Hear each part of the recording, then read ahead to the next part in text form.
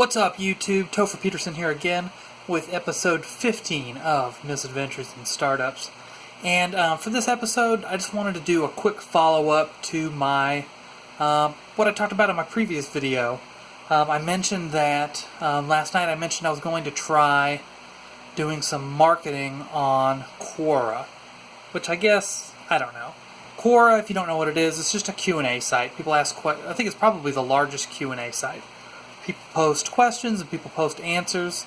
I thought it might be a good idea to go and answer some questions about personal finance and point people to my app. In my opinion, I didn't think that I did like a spammy...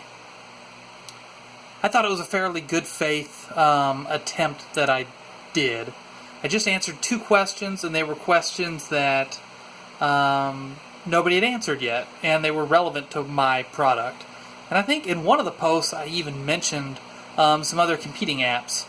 Anyway, I was real excited about that, and then I did that at night, and then I woke up the next morning today, and I found out one of my posts had been taken down by like a moderator or whatnot.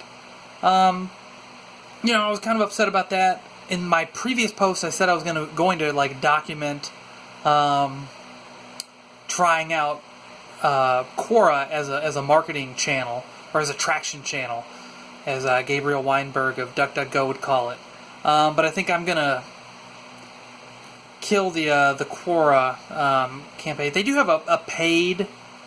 They do offer paid advertising, but one thing that I noticed just when I was clicking on the answers that I had posted and some other answers. I was just kind of browsing around on Quora, and I just happened to notice that a lot of the ads were not very good. Quora would present ads that were kind of irrelevant to the questions that I happened to be reading about. So I really love Quora.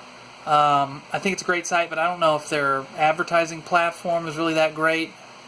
And they kind of seem to be sticklers for if you go on there and try to promote a product or whatnot by answering questions. They don't seem to be too kind to that, which would be okay if their advertising product was top notch.